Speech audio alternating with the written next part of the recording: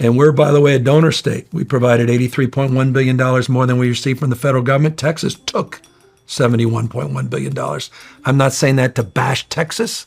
So guess what? If we are going to push any ideologies, it seems like LA should have an outsized interest in the ideology, because it seems like they actually contribute more money than all these other states, especially these red states, to be clear. You know what?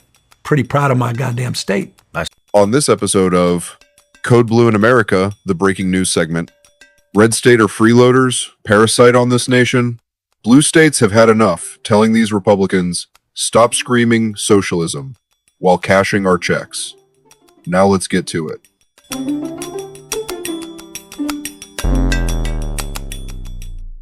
An argument is brewing as Republicans and a majority of southern states in the U.S. attempt to terrorize everyone else with draconian laws.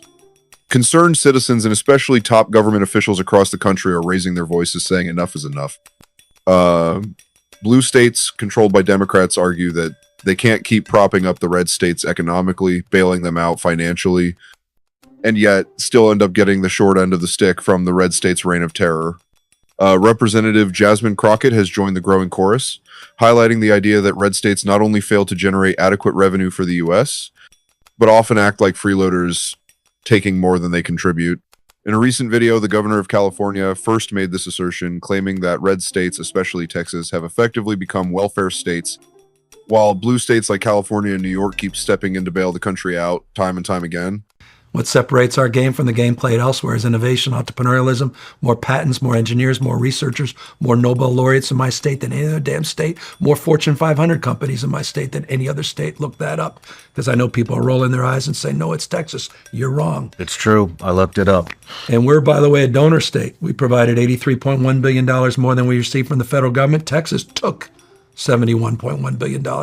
I'm not saying that to bash Texas, but you know what? Pretty proud of my goddamn state. I saw Punching that above too. our weight, man. But AI, Can you repeat those numbers? $83.1 billion we provided more to the federal government than we received. In the same year that Texas received $71.1 billion more than they provided to the federal So government. you're a net positive. Net positive. 9 out of 10 of the donor states are Trump states, and I don't mean that pejoratively, Trump. 7 of the 10 are Republican states, but 9 out of the 10 dependent states, welfare states, are Trump states. The donor states disproportionately the blue states. 71% of the country's GDP comes from blue counties. Mm-hmm. These same crack-up counties with all these crazy liberals that can't get out of their own goddamn way and the world's come to an end. It's 71% of the economy of the goddamn country, man. You can almost imagine California writing a group chat message, hey Texas, can you at least Venmo us back this time? The anger is growing, and many believe it's unfair that Republican states, which depend on the hard work and economic strength of blue states, continue to enforce draconian policies that disrupt livelihoods and lifestyles across the nation. Here's Representative Jasmine Crockett hammering home that same point. What? Earlier, someone mentioned these hellholes, talking about the cities, right? Talking about cities being hellholes.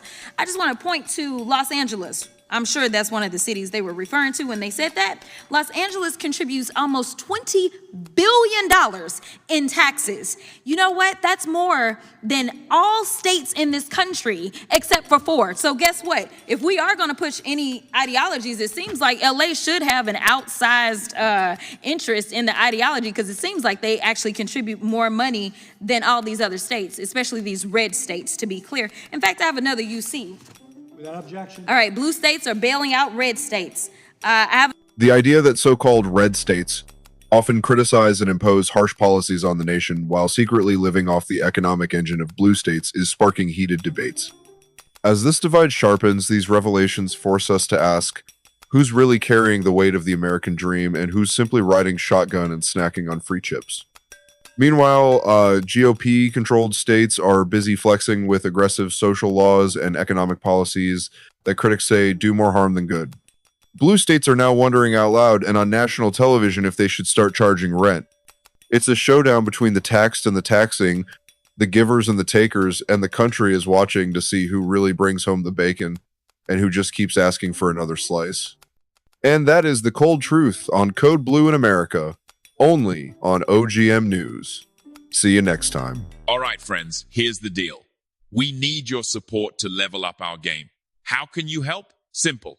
Like, share, and drop a comment.